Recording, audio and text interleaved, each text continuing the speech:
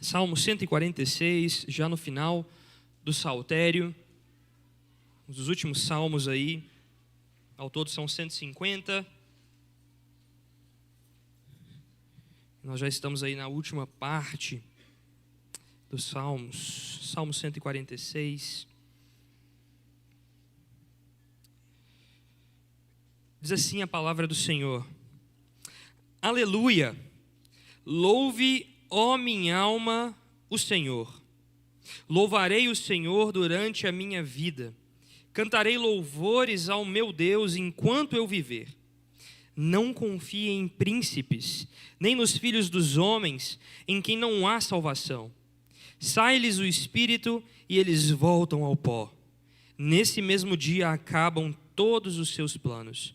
Bem-aventurado aquele que tem o Deus de Jacó por seu auxílio, cuja esperança está no Senhor, seu Deus, que fez os céus e a terra e o mar, e tudo o que neles há, e mantém para sempre a sua fidelidade. Que faz justiça aos oprimidos e dá pão aos que têm fome. O Senhor liberta os encarcerados. O Senhor abre os olhos aos cegos.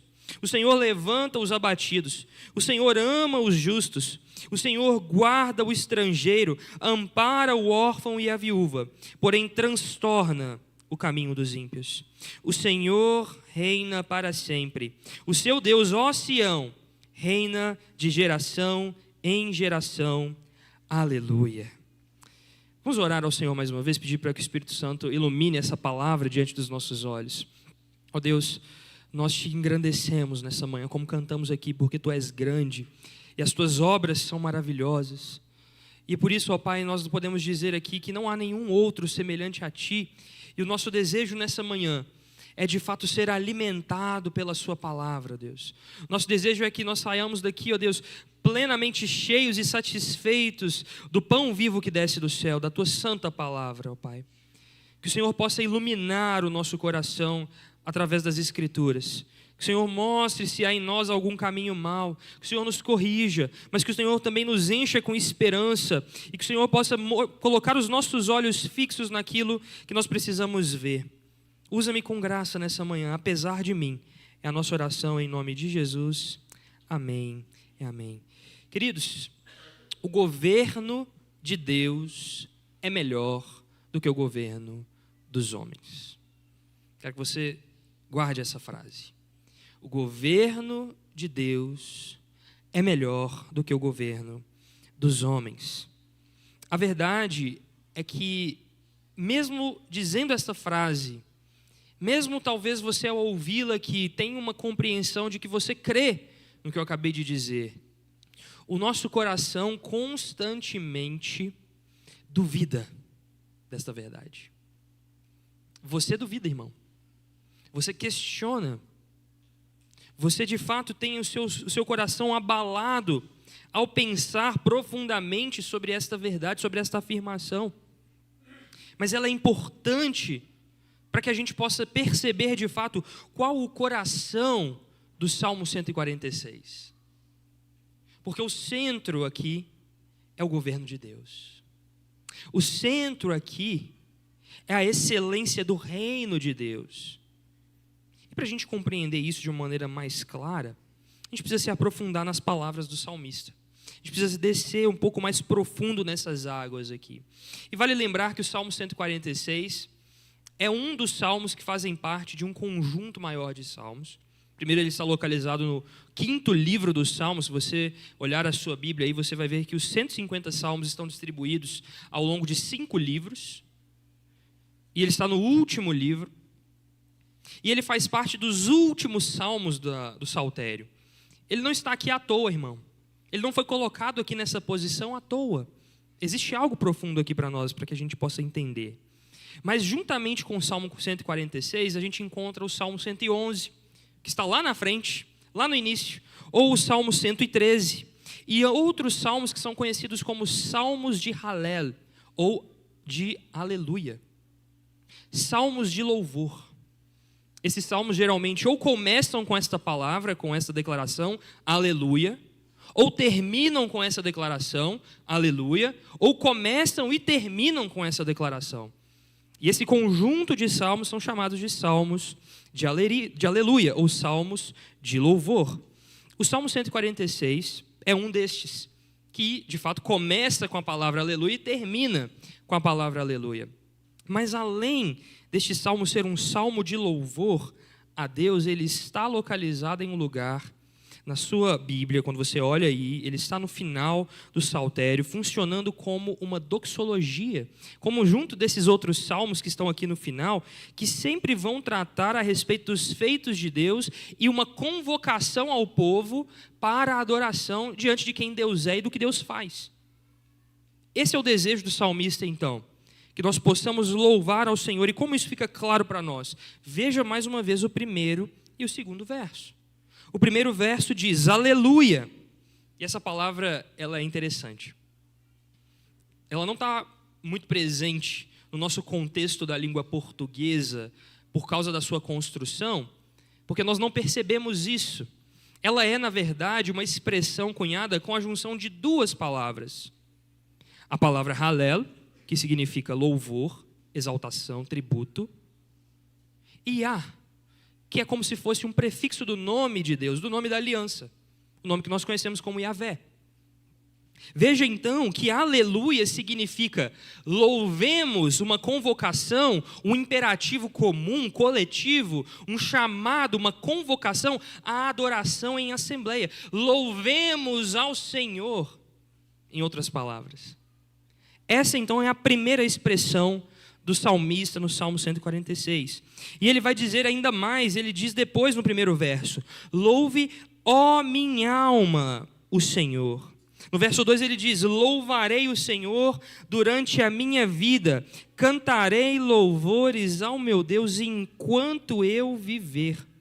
Essa é a decisão do salmista, meu irmão. Ele fala primeiro da sua própria alma, quando ele diz, louve, ó minha alma, ao Senhor. Aqui como que pregando ao seu próprio coração, como que falando consigo mesmo, dizendo, faça isso, você precisa fazer isso, você deve fazer isso, você deve buscar isso. O desejo do coração do salmista é primeiro colocado diante da sua própria alma. Louve, ó minha alma, ao Senhor. O imperativo, que é declarado no início, vai primeiro ao coração daquele que declara. Quando você então está cantando louvores ao Senhor, você deve pensar nisso. Os seus lábios estão declarando algo verdadeiro a respeito de Deus, para que o seu coração e a sua alma, todo o seu ser, se junte primariamente nesta canção, neste momento de louvor, que também é uma exaltação pública ao Senhor e que também convida os seus irmãos a louvarem ao Senhor. É assim então que o salmista começa a falar a respeito do governo de Deus. Ele começa então louvando ao Senhor, exaltando ao Senhor, exortando a si mesmo como um sermão pregado ao próprio coração, que reafirma o seu compromisso de louvar a Deus durante toda a sua vida. É por isso que ele diz no verso 2, louvarei ao Senhor enquanto eu viver, enquanto houver fôlego nos meus pulmões. Não é isso que o Salmo 150 também vai dizer? Todo ser que respira, louve ao Senhor. O salmista então está dizendo o seguinte, que durante toda a sua vida, durante toda a sua existência, a sua dedicação, o seu desejo mais profundo, o desejo que a sua alma deve almejar mais, deve ser o louvor àquele que é digno de receber, o louvor ao Senhor Deus. É assim que o Salmo começa. O Salmo já começa de uma maneira bem impactante para nós. É algo que de fato quer dizer assim, esse é o chão que nós vamos pisar a partir de agora. É a partir desta ponte é que nós vamos caminhar nas palavras que vou dizer depois, diz o salmista aqui. O que faz então a gente se perguntar qual é que deve ser o motivo de tal louvor, de tal dedicação de vida? O que pode motivar um ser humano a desejar durante todo o momento da sua vida louvar a Deus? Essa é a pergunta que você precisa fazer agora. O que pode haver em Deus? Quais são os seus atributos? Ou quais são os seus feitos que vão ser como um impulsionador profundo, a fim de que eu e você possamos viver uma vida de dedicação inteira, completa ao louvor a Deus? Para pensar durante um minuto. Por que você louva a Deus? Se é que você louva a Deus. Por quê? O que suscita tal expressão de louvor no salmista? Ele vai explicar. E é sobre as razões que ele vai dar aqui no Salmo 146, pelo menos 3 razões que ele vai demonstrar e escrever do seu próprio coração, do motivo pelo qual ele louva ao Senhor e ele decidiu durante toda a sua vida viver em função do louvor a Deus, é que nós vamos meditar. Mas antes da gente se aprofundar nas 3 razões que o salmista nos dá, a gente precisa entender um pouco mais do contexto do Salmo 146. Ele é um salmo anônimo. Embora grandes teólogos na história vão atribuí-lo a Davi, como por exemplo João Calvino, vai dizer que Davi foi o escritor do Salmo 146. Para Calvino, basicamente todos os salmos foram de Davi, tá, gente? Basicamente ele falou assim: eu não quero discutir sobre isso, para mim é tudo de Davi e é isso aí. Então, se você ler o comentário de Calvino sobre os salmos, você vai ver que toda vez ele vai se referir ao salmista que está escrevendo como sendo Davi, né? Algo curioso. E pode até ser que de fato Davi tenha tido alguma participação aqui. Mas existe uma coisa que chama a minha atenção, que é justamente o alcance universal do Salmo 146, como essa convocação de louvor para todos aqueles que escutam. O Salmo 146 era utilizado dentro das sinagogas para iniciar ou finalizar os serviços ali, aquilo que estava sendo feito. Era como uma convocação, era como um chamado mesmo para a adoração. Veja, ele também, além de ter sido utilizado com esse propósito, ao ser colocado nesta edição do Saltério, logo ao final, no 5º livro, dá a entender para nós, na ordem que o salmo está organizado, de que provavelmente esse salmo foi organizado como está aqui, depois do período que o povo de Israel retorna para Jerusalém, depois do exílio. Me parece que o salmista, ele tem um desejo muito claro de dizer o seguinte: não vale a pena confiar nos homens, não vale a pena confiar nos príncipes, vale a pena se submeter ao governo de Deus. Algo que durante o período de monarquia de Israel, durante o período de reinado de Davi, de Salomão e dos seus descendentes, de uma maneira geral, do reino dividido, era algo que era questionado, porque as pessoas revoltavam-se e abandonavam ao Senhor e se apegavam aos seus reis humanos. Justamente é isso que nós encontramos no livro de Reis. Quando você lê o livro dos Reis e o livro de Crônicas, você vai perceber então que o povo, vez e outra, voltava-se e se apegava aos seus reis humanos e abandonava ao Senhor. De maneira que se um rei servisse ao Senhor, todo o povo serviria ao Senhor.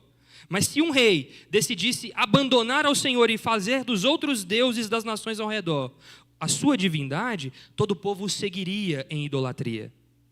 Me parece então que o Salmo 146 é após essa grande desilusão, após o período do cativeiro, após o período do juízo, onde Deus trata no coração do povo de Israel a necessidade de reconhecerem que o Senhor somente é Deus e de que o Senhor somente é rei sobre Israel.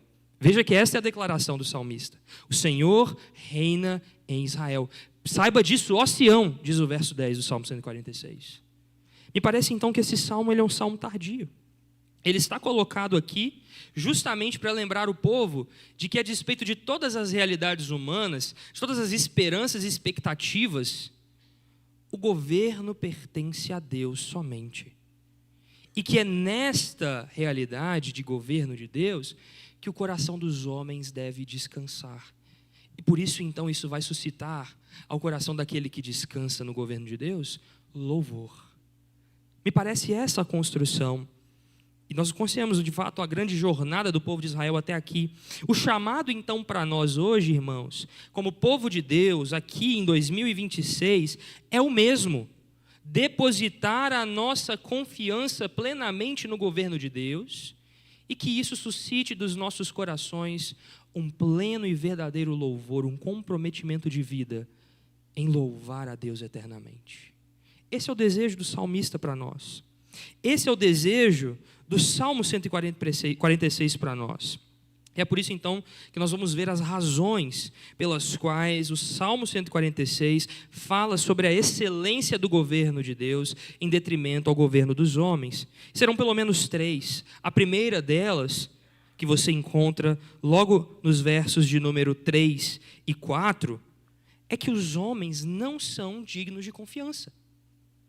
Por que é que nós deveríamos nos comprometer, então, em louvar a Deus e descansar no seu governo eterno? Primeiro, porque os homens não são dignos de receber a confiança. Eles não podem receber a esperança do seu coração. Homens jamais vão fazer aquilo que o seu coração necessita. Essa é a primeira razão pela qual você deve se comprometer com o governo de Deus. E o salmista vai dizer isso como? Veja o verso 3 e 4. Não confiem em príncipes, nem nos filhos dos homens ou filhos de Adão, em quem não há salvação. Sai-lhes o espírito e eles voltam ao pó. Nesse mesmo dia, acabam todos os seus planos. Querido, o que é o homem? O que é o ser humano? Qual a sua constituição? Você precisa saber isso. A Bíblia nos dá esse esclarecimento. Quando em Gênesis, no capítulo 2, no verso 7, o texto bíblico nos diz que Deus forma o homem do pó da terra e sopra sobre as suas narinas aquilo que vai ser descrito ali como fôlego de vida. O homem recebe então o Espírito de Deus, o barro inanimado, o pó, agora recebe então fôlego, Espírito de Deus, e passa a ser alma vivente, como diz o texto bíblico. Ali então nós encontramos a constituição do ser humano. De maneira que pó sem fôlego de vida é só pó. O ser humano então existe quando está em sua constituição plena, como alma vivente. Isso é o texto de Gênesis, no capítulo 2, vai nos dizer. Essa é a constituição do ser humano. Nós não precisamos pensar aqui sobre divisões, se o homem tem alma e espírito e corpo, ou se é só alma e corpo. Não, irmãos. Nós entendemos que o ser humano é uma unidade completa feita por Deus. Pó da terra, mas fôlego de vida. Isso é ser humano. De maneira que a separação dessas duas coisas, a Escritura dá o nome de morte. Então, pó volta à terra e o Espírito volta a Deus que o deu. Isto é, a morte. Esta é a simples constituição do ser humano. Se você olhar para o seu lado, o que você vai ver é isso: pó mais fôlego de vida. Barro mais fôlego de vida. Se você olhar na televisão, você vai ver o quê? Pó mais fôlego de vida. Se você abrir os jornais, você vai ver o quê? Pó mais fôlego de vida. Se você olhar nos escritórios dos mais poderosos das grandes empresas no mundo, o que você vai ver lá? Pó mais fôlego de vida. Nas cadeiras dos presidentes do mundo, pó mais fôlego de vida. O que é então o ser humano, se não uma simples estrutura que é mantida por Deus, coesa? O que é então o ser humano, se não simplesmente pó mais fôlego de vida? Veja, não é pó mais fôlego de vida, mais as suas riquezas. Não é pó, fôlego de vida e as suas realizações. Do que adianta os seus diplomas na parede? Do que valem os seus troféus? Do que vale as riquezas que você acumulou ao longo da sua vida? Porque você é pó mais fôlego de vida. E no dia em que o fôlego de vida se retirar do pó, o pó voltará à terra. E acabaram-se as suas realizações. Não é esta a constituição do ser humano, irmãos? Não é isto que é o ser humano? Não é uma coisa frágil? Não é algo que passa diante dos nossos olhos? Mas a verdade é que, por mais que esta constituição nivele todos nós no mesmo local, ainda assim, o nosso coração deseja constituir para si lugares especiais. É por isso que as riquezas entram aí. É por isso que vale dizer que você é um ser humano com grandes realizações. É por isso que vale dizer quanto dinheiro você tem na sua conta bancária. É por isso que vale dizer que você recebeu uma grande promoção, que você tem um trabalho maravilhoso. É por isso, então, que tem status em meio à nossa sociedade, porque o ser humano gosta de pensar e esquecer que, na verdade, ele é pó. Ele se esquece de que, no final das contas, absolutamente nenhuma destas coisas muda a sua constituição. Nada vai mudar isso. E é por isso, então, que ele se dedica, sabe ao quê? Ao louvor. A verdade é que todos os seres humanos estão louvando, estão pagando tributos, estão exultando, se alegrando. A pergunta é, a quem? Alguns a si mesmos, outros aos poderosos, aos influentes, outros àqueles que estão ao nosso redor, que são talvez pessoas que nós amamos, como os nossos cônjuges, como os nossos filhos, como os nossos amigos. Mas veja bem, irmão, quem você é e a quem você louva, a quem você busca, com que tipo de nome você deseja terminar a sua vida. Por que eu digo isso, irmão? Porque o desejo do coração dos homens está expresso na Escritura. Veja, por exemplo, o episódio muito emblemático que nós conhecemos da Torre de Babel. Gênesis no capítulo 11. O momento onde os homens, descumprindo a ordem de Deus de se espalharem pela terra, decidem se juntar em um só lugar e ali construírem e edificarem para si uma cidade com uma torre que alcançaria o lugar dos céus. Veja só o que diz o texto, eu leio aqui para vocês, Gênesis no capítulo 11, verso 4. Disseram, venham, vamos construir uma cidade, uma torre cujo topo chegue até os céus e tornemos célebre o nosso nome. Qual era o intento dos habitantes de Babel?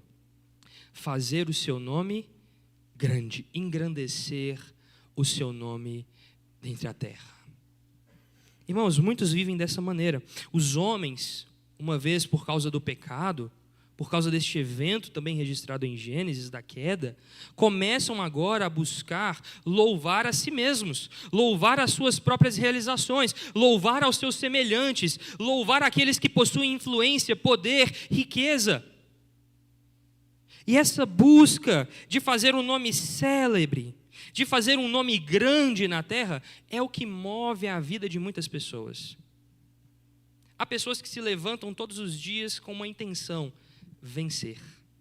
Parece bonito, né? Parece legal incentivar com que as pessoas, com que os nossos filhos, com as crianças, busquem viver e serem as melhores versões deles mesmos. Parece bonito demais dizer que é legal que eles busquem e almejem as melhores posições, quando muitas vezes, na verdade, isso também tem um desejo do coração de fazer um nome sobre a terra, de fazer-se ser lembrado. As pessoas querem ser lembradas. As pessoas querem ser memoráveis. Elas querem, e isso é o que, irmãos? Fruto de fato do pecado. O pecado distorce o centro da vida e da vontade humana. O pecado torna defeituosa a bússola do coração que antes apontava para Deus e que conduzia todo louvor e toda dedicação e todo fôlego de vida, como diz o salmista ali, para Deus. E o pecado faz o quê? Transforma Deus em um objeto que pode ser descartado e coloca no lugar da bússola, do norte do coração do homem, do ser humano, a si mesmo. O homem então passa a buscar louvor para si. Esse é o problema do coração do homem. Mas a verdade é que para este problema só há uma única solução: devolvermos o lugar de norte para aquele que sempre foi o norte de todas as coisas, o Senhor. E é por isso que Agostinho vai dizer que o nosso coração anda inquieto e não encontra descanso até repousar em Ti, Senhor. Irmãos, essa é a verdade clara pela qual nós não podemos confiar nos homens, porque estão buscando seus próprios interesses. Você também não deveria confiar no seu próprio coração, porque você é pó. Lembra que você é da mesma constituição daqueles a quem você pensa? o seu coração também não é confiável. As suas intenções e emoções não são confiáveis. Querido, isso nos leva para um lugar que tira completamente o nosso chão. Porque nós vivemos todos os dias estabelecendo princípios de confiança. Mas, na verdade, o que o Salmo quer dizer para nós aqui, o que o salmista está nos dizendo é que os homens não podem ser confiáveis. E ele vai dizer isso, para que fique mais claro ainda, ele vai usar outra expressão aqui. Ele vai dizer assim: não confiem nos príncipes e nem nos filhos dos homens. Em outra palavra aqui, os filhos de Adão. O salmista então faz questão de pontuar que nenhum dos seres humanos, na sua constituição como são, merecem receber a confiança plena e a dedicação de qualquer um de nós em louvor. Você não deve viver a sua vida em função de depositar nos homens, nos seres humanos, toda a sua confiança. Para que isso ainda fique mais claro, o salmista faz algo interessantíssimo aqui. E ele vai dizer assim: não confiem em príncipes. A palavra príncipe aqui aparece em outros lugares do Antigo Testamento. Tem um sentido de nobreza, mas não necessariamente a nobreza real. Pode também se referir aos príncipes em termos de nobreza de real, de governo, mas sim àqueles mais virtuosos, os mais generosos, aqueles que dentre nós se destacam pelas suas virtudes. Vivemos em um tempo de culto às virtudes, irmãos, como se as virtudes fossem um ponto de salvação para o coração dos homens. Veja, o que o salmista está dizendo aqui é que nem mesmo o melhor dentre nós, aquele com melhor caráter, aquele com maiores virtudes, nem mesmo estes nobres príncipes são dignos de confiança. Nem mesmo o melhor de nós pode ser um depósito de fé.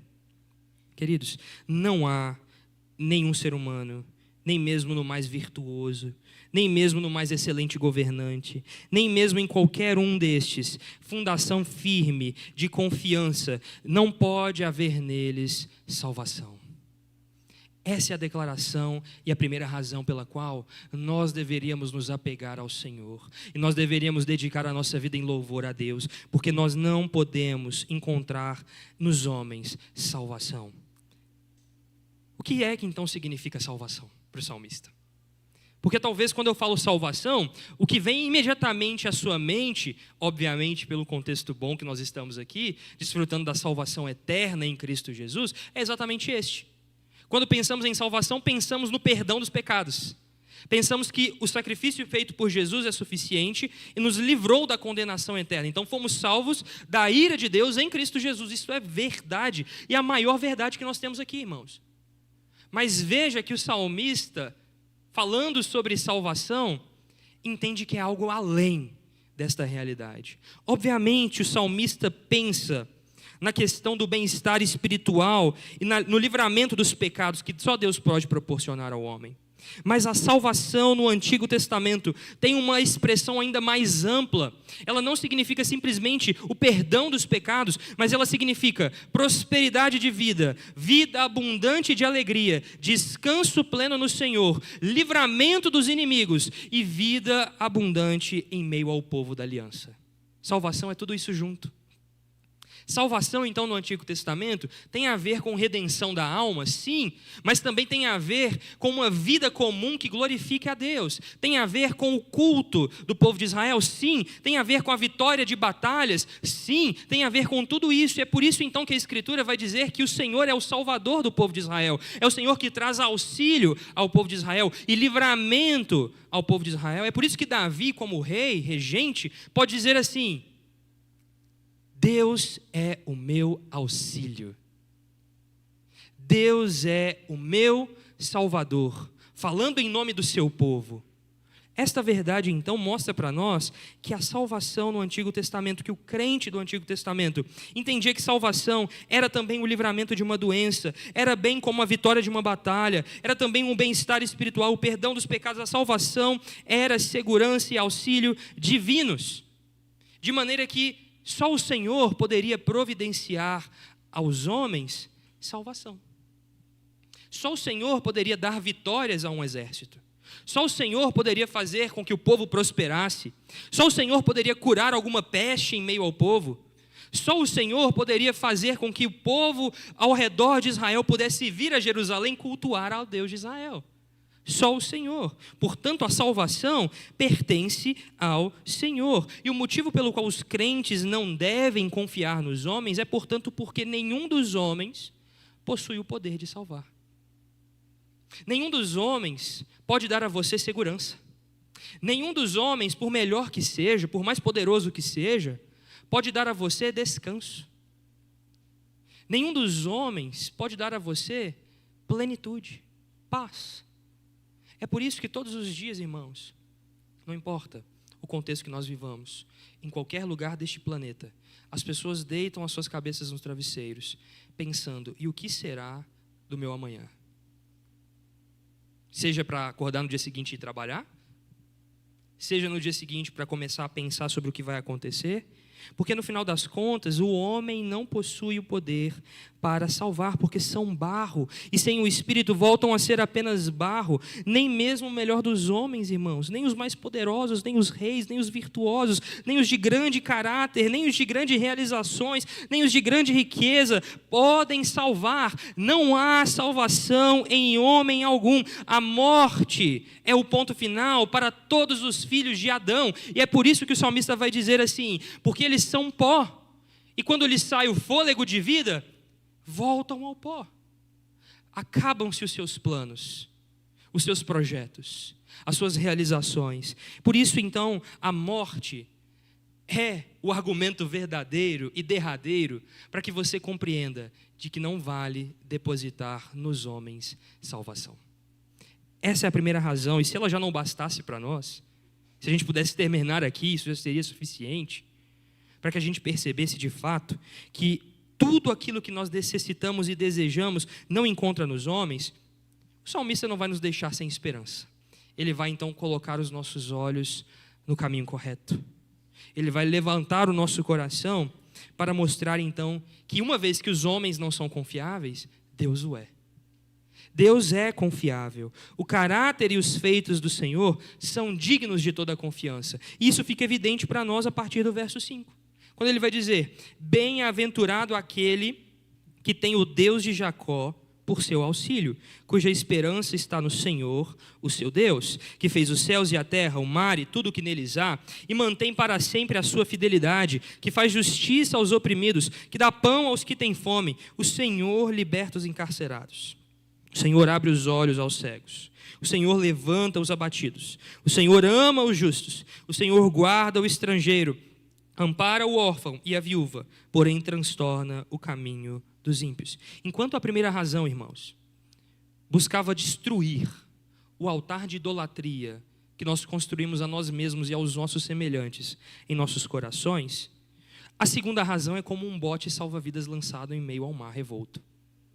A segunda razão vai dar a você a certeza de que verdadeiramente feliz, abençoado, é isso que significa a palavra bem-aventurado, aquele que de fato encontra felicidade plena, descanso pleno, favor divino, bem-aventurado é aquele, afortunado é aquele que reconhece e que faz do Senhor o seu auxílio, que faz do Senhor a sua esperança. Em outras palavras, faz do Senhor a sua salvação. O Senhor é poderoso para salvar. O Senhor é quem tem braço forte para salvar os homens. O Senhor é quem pode dar vitória sobre as batalhas. O Senhor é quem pode livrar os homens das pestes. O Senhor é quem pode colocar os pés de um ser humano feito de barro sobre uma rocha inabalável. É o Senhor que pode proteger os seres humanos semelhantes a nós de dilúvios e de águas profundas que vêm nos consumir. O Senhor é quem tem poder para salvar. E o eco do salmista aqui no Salmo 146, no seu final aqui, nas suas palavras finais, bem como ele está localizado no final do saltério, é o Salmo 1, que inicia o saltério. O que diz o Salmo 1? Bem-aventurado aquele que faz do Senhor a sua herança. Bem-aventurado o justo que reconhece o Senhor, que vai viver de fato como uma árvore plantada junto ao ribeiro de águas. Essa é a descrição do Salmo 1.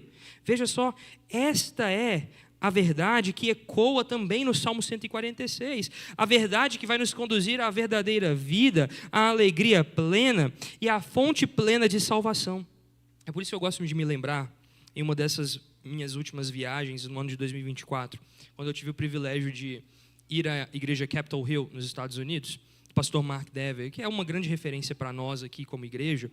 E lá, durante o período de louvor, eles cantavam uma canção que ficou muito ao meu coração, eu não conhecia até que cheguei ali e ouvi, que dizia assim: On Christ, the solid rock, I stand. Em Cristo, como a rocha firme, eu estou de pé. All other ground is sinking sand. Todo outro chão, todo o restante é areia movediça. Meu pé vai vacilar. Em Cristo, no Senhor, eu estou firme. E essa declaração bastaria para nós. No entanto, irmãos, a fé verdadeira, ela não é feita somente de declarações e palavras. A fé legítima, ela não é só expressa pelos lábios. A fé então verdadeira, e o salmista vai deixar isso claro, está firmada, solidificada, alicerçada sobre quem o Senhor é e os seus feitos, e isso é o que dá firmeza no chão. É por isso então que o salmista vai dizer que o Senhor é fonte de salvação. Por quê? Porque Ele fez os céus e a terra e o mar e tudo o que neles há. É este mesmo Senhor que fez isso, que mantém para sempre a sua fidelidade. Eu gosto aqui da tradução que a Almeida século 21 faz, que diz assim: é aquele, o Senhor, olha só, veja só o verso de número 6, que fez os céus e a terra, o mar e tudo quanto neles existe, e guarda a verdade para sempre. Isto é, o Senhor é digno de confiança.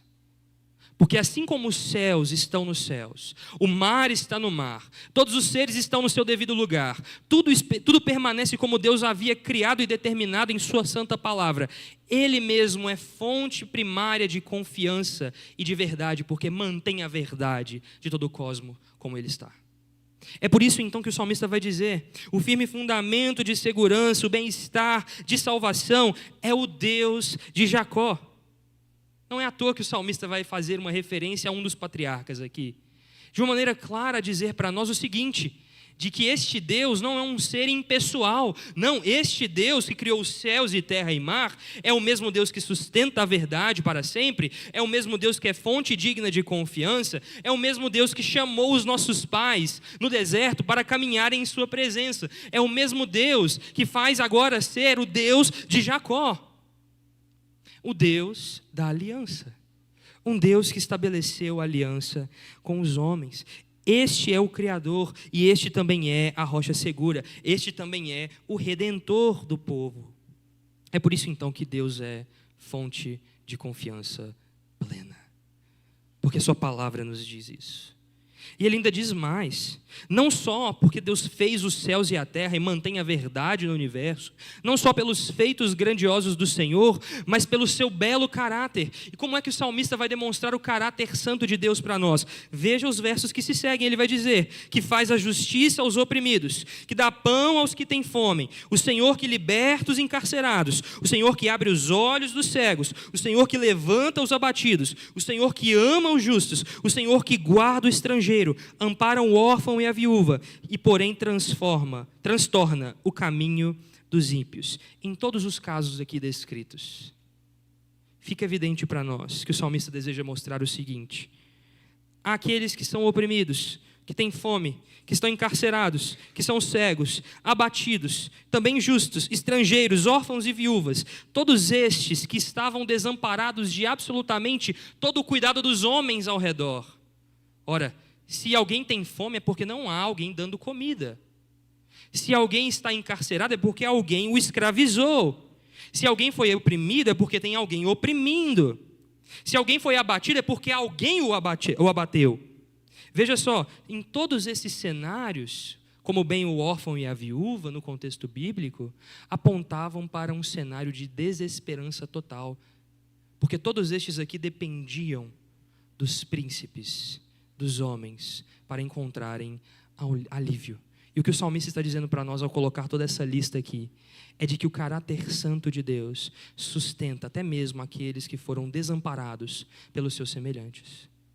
Aqueles que são órfãos e viúvas, que num contexto aqui não teriam nada e nem ninguém, eles estão sendo vistos pelo Senhor. E por isso então, por causa do caráter santo de Deus, por causa das suas obras, e por causa desta glória manifesta aqui no seu eterno caráter, de cuidado com aqueles que não tinham em nada nenhum auxílio humano, é por isso então que Deus é o verdadeiro Salvador. É por isso então que nós podemos depositar sobre Ele toda e qualquer confiança.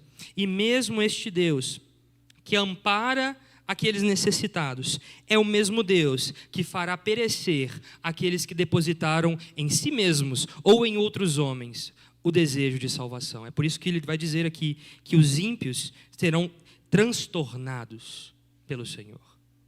Os ímpios são aqueles que fizeram de si mesmos o seu auxílio, que fizeram dos outros o seu auxílio, que fizeram das suas realizações, do seu dinheiro, da sua conquista, do seu trabalho, da sua família, da sua casa, qualquer coisa que você desejar colocar aqui que não o Senhor, o seu auxílio.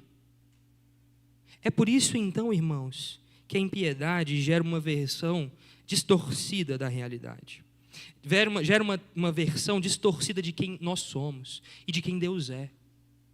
E a impiedade então, uma vez que não há arrependimento, conduzirá a um caminho de transtorno e de morte.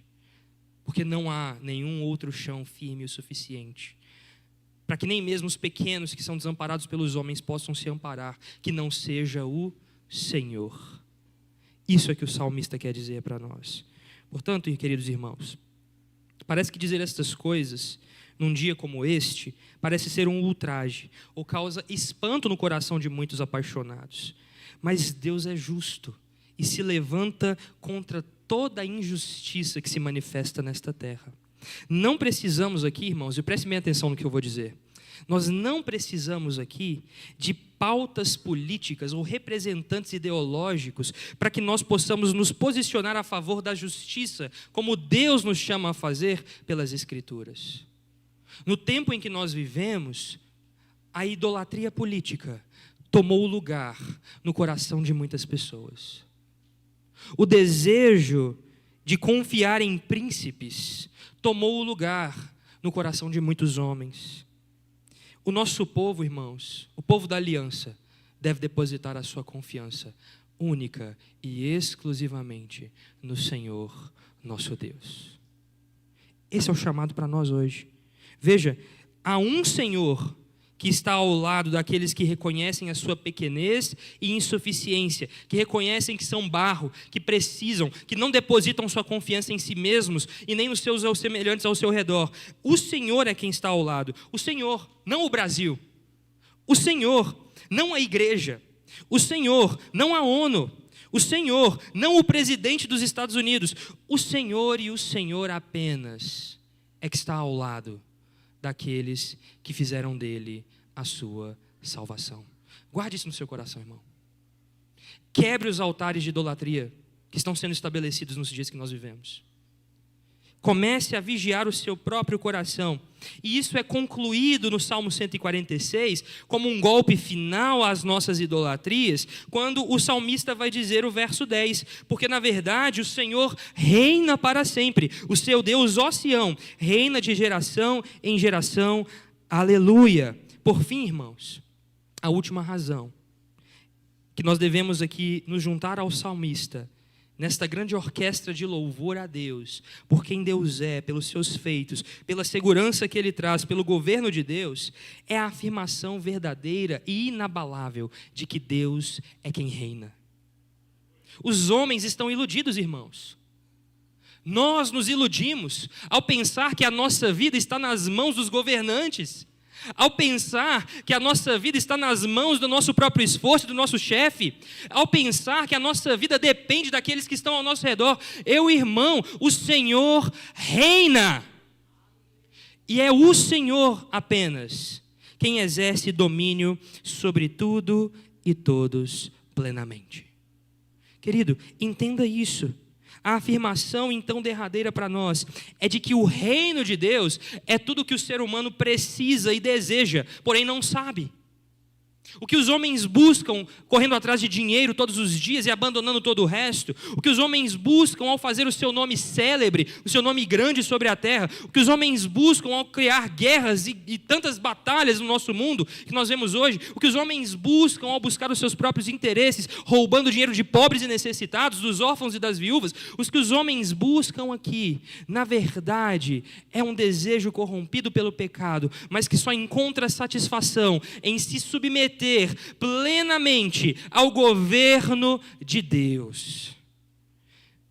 Meu irmão, você não encontrará felicidade alguma nas suas realizações. Você só encontrará felicidade e descanso e paz sob o governo de Deus. Submeta-se hoje completamente em seu coração, toda a sua vida e seus pensamentos ao único que é Rei legitimamente, porque o governo de Deus é melhor do que o dos homens, e os homens, por causa do seu pecado, desconhecem as belezas, a majestade, as virtudes que está em se submeter a Deus. Tudo isso só chegará a um ponto final. Toda esta rebelião que o mundo vive, todo este disparate que há em nossos corações, em buscar, vez ou outra, por paixões desordenadas, só chegará ao fim no dia em que nós depositarmos as nossas coroas aos pés de Jesus Cristo. É só neste dia, é só no dia em que o Senhor rasgar os céus e estabelecer o seu reino plenamente sobre a terra, é que haverá e cessará completamente qualquer tipo de rebelião.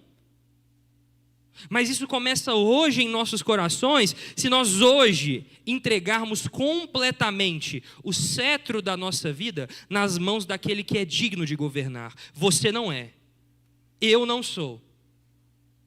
Por isso, irmão, não deposite a sua confiança em homem algum. Não busque nos homens, nos seres humanos, auxílio, a salvação. Não faça dos seus pastores, dos seus amigos, dos seus chefes, da sua família, de quem quer que seja, por mais virtuoso que seja, fonte de salvação para a sua vida. Você se frustrará. Deposite então toda a sua confiança nas mãos do Senhor. Isso está claro para nós na história de Israel, irmãos.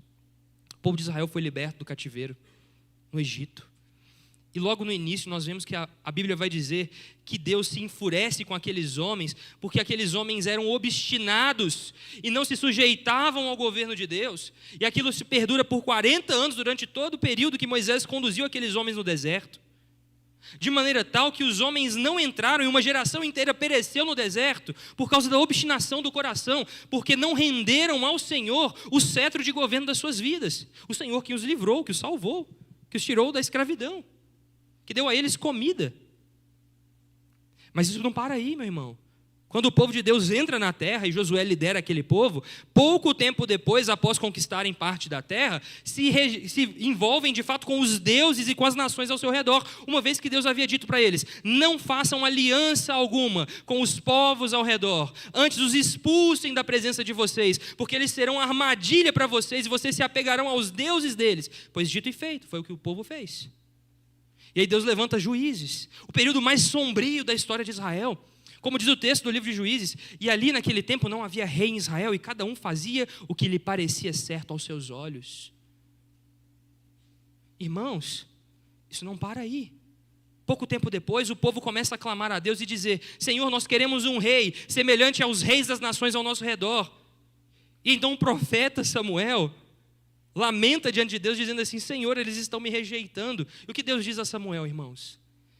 Deus diz assim: Samuel, eles não rejeitaram a você, rejeitaram a mim. Eles não se submeteram ao meu governo sobre eles. Pois então dei a eles agora um rei, segundo o coração desses homens. Mas os alerte do que este rei exigirá deles. Mas Deus, em sua infinita graça e misericórdia, irmãos, porque Deus é misericordioso, bondoso, amoroso, dá àquele povo um rei, o qual a Bíblia vai descrever como sendo um rei segundo o coração de Deus. imperfeito, Davi, imperfeito, completamente imperfeito, homem não digno de confiança, mas que apontou uma direção de que haverá um rei que de fato governará plenamente sobre o povo e conduzirá este povo à segurança eterna. É sobre este rei que Davi apontava, uma vez que não apontou para si mesmo, é que os nossos olhos deveriam nos voltar. E este rei tem um nome: Jesus Cristo, o filho de Davi, o descendente de Davi, aquele que se assenta no trono e que reinará eternamente. Uma vez então que o povo fugindo do governo de Deus, Deus o conduz por toda essa trajetória, irmãos, para trazê-los de volta aonde? Ao governo de Deus novamente. Portanto, irmão, eu não sei como está a sua vida, eu não sei por onde você anda, eu não sei quais voltas e reviravoltas você tem vivido, eu não sei por quais desertos o Senhor tem te conduzido, mas eu digo a você: faça hoje, decida hoje submeter-se novamente ao governo de Deus. Pare de caminhar de maneira obstinada, de fazer dos homens a sua esperança. Pare de se rebelar contra Deus. Pare de abandonar as Escrituras. Pare hoje a sua revolta e submeta-se ao cetro de governo daquele que é justo e fiel, Jesus Cristo. Hoje é dia, irmãos, de se entregar a Jesus. Hoje é dia de reconhecer que o Senhor apenas é quem pode nos dar salvação. Que o Senhor guarde o seu coração. Vamos orar. Santo Deus e eterno Pai, nós te louvamos, ó Senhor, nesta manhã, e te pedimos, ó Deus, que o Senhor tenha misericórdia de nós, porque nós somos pó, nós somos barro, e vez ou outra, ó Deus, nos apegamos a nós mesmos, nos apegamos aos nossos semelhantes e fazemos deles as nossas esperanças, colocamos neles a nossa fé. Perdoa-nos por isso, perdoa-nos a nossa rebelião, que a todo tempo constrói para nós um lugar de idolatria, ó Pai. Perdoa o nosso povo nesse Brasil, ó Deus, que tem levantado altares a homens, a ideologias. Livra o seu povo disso, ó Pai. Livra o seu povo, ó Deus, de fazerem para si ídolos segundo o seu próprio coração, de elegerem para si reis segundo o seu próprio coração, mas que antes, ó Deus, possam se submeter plenamente ao cetro de governo do Senhor, onde há paz, justiça, equidade. Que o Senhor nos livre de nós mesmos, ó Deus. Salva-nos nessa manhã, porque a salvação pertence ao Senhor e a ninguém outro. A salvação pertence somente ao Senhor e a Ti nós nos submetemos. É a nossa oração em nome de Jesus. Amém, amém. Meu querido, se você nessa manhã reconhece que é o momento de voltar aos caminhos do Senhor, que é o momento de entregar os seus braços, de dispor as suas armas, parar de se rebelar contra o Senhor, se desejar conversar comigo ou com um dos outros pastores, nós estamos aqui para caminhar com você. Que o grande amor de Deus, o nosso Pai, a graça salvadora de Jesus, a comunhão e as doces consolações do Espírito Santo sejam com todo o povo do Senhor, hoje, aqui e para sempre. Amém.